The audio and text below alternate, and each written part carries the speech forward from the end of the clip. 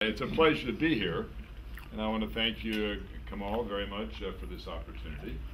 I'm really impressed by your beautiful facility. It's a real credit to what you and the organization have been able to put together, and to the very nice gathering we have here today. Well, as you have heard, I have a very checkered background.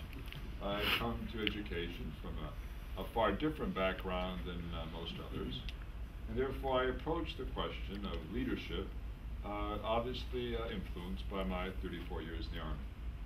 I've been at the University of St. Thomas now for 5 years, and what I'd like to do today is just to give you perhaps a different perspective on leadership and how I believe that values-based leadership depends on, let me make sure it's already up there, thank you. Value-based leadership is based upon faith-based, in my opinion, faith-based education. How these two concepts can come together. Now again, I spoke about my checkered background. I have to tell you that as many of you, my parents were immigrants. They were Hungarians who fled from Hungary during World War II, fled into Austria actually. They fled there in 1945. I was born in 1947, a very inconvenient time.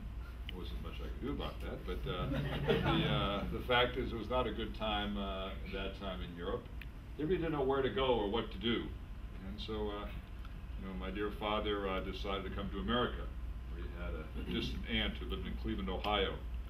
She signed the paperwork, and therefore, lo and behold, myself, and I was about 2.5 at the time, my mother and my father boarded a troop ship that was still going back and forth from Bremerhaven, and came in, landed in Boston, got off the train, or got off the ship, got on the train, and all over to Cleveland, Ohio. That's where we began. So it was a pretty exciting time. My dear father was an engineer, but he didn't speak any English. So he went out and he worked as a mechanic on trains, putting the trains come together, they have those locking mechanisms, and he was the guy who lay there, he'd come home all greasy and dirty, and that he did that until he said, I'm going to learn how to speak English, so I don't have to fix trains anymore. But God bless him, he did learn English, as did my mother, and as a result, I was very fortunate to have a beautiful childhood. My sister and I grew up in Cleveland, Ohio. I went off to West Point in 1965 and graduated from there in '69. From there, I spent 34 years in the Army until I came here. So what I'd like to do, again, is to try to take the two parts of my background, if I could, and sort of meld them together, hopefully give you some insights in terms of this whole question of leadership.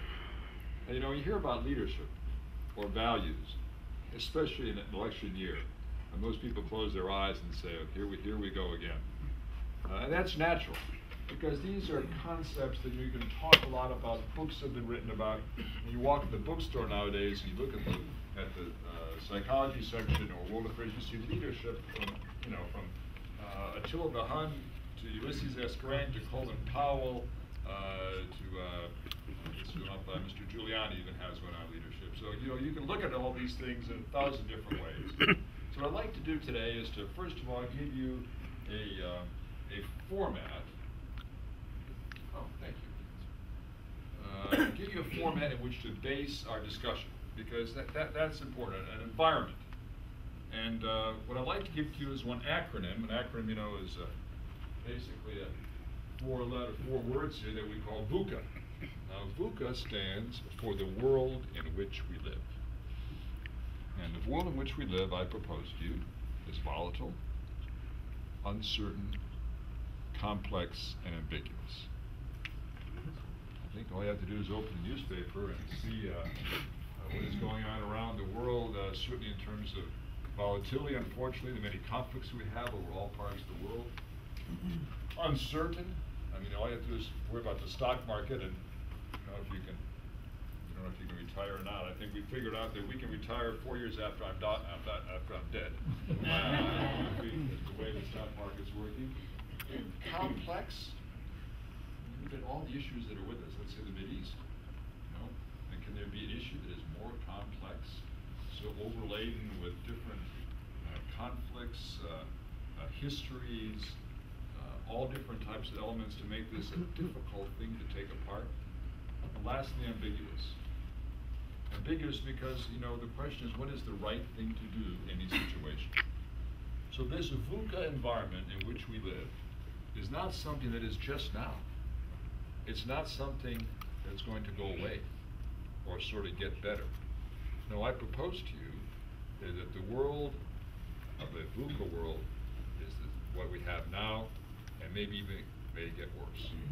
So this is the leadership environment in which we have to prepare our young people.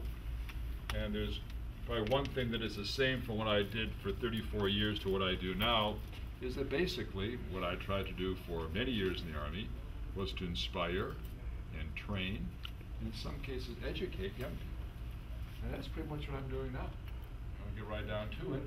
We concentrate on the student. Can we motivate him? Can we inspire her to learn to really rise above themselves in some way through knowledge? So these things, for me, are pretty much the same. Okay, now I'm going to show you just one graph. I promise I will not make this too complex, but this is an important graph. You know, because if we look at this question of leadership, I think we have to ask ourselves, what does this mean? And what we have here is on this vertical graph, we have the VUCA graph, obviously. The higher you go up, the more volatile, uncertain, complex, and ambiguous the world is, okay? On this graph, we have organizational levels. And if you can take business, education, military, and we start from the smallest, let's say education, take a teacher, principal, superintendent, and basically we go from least responsibility to greater responsibility. And if you say in a traditional environment, generally speaking, the older you are, the more white hair you have, or less hair you have, depending on the situation, the more VUCA is the world that you live in, because clearly a corporate CEO lives in a world that is more uncertain, more complex, more ambiguous in terms of the decisions that he or she has to make than, let's say, a junior manager, or in the case of education, a teacher. So this is the typical graph that we see in terms of responsibility, okay? Now just keep this graph in mind for just a few minutes. We'll come back to it and see if perhaps that has changed in today's world. Let's start off by looking at some examples of the world we live in. Again, I'm from the military, so I'm using mostly military examples. Has anyone seen this picture before? Awful lot like it. Okay. Well, what would you say it is, probably?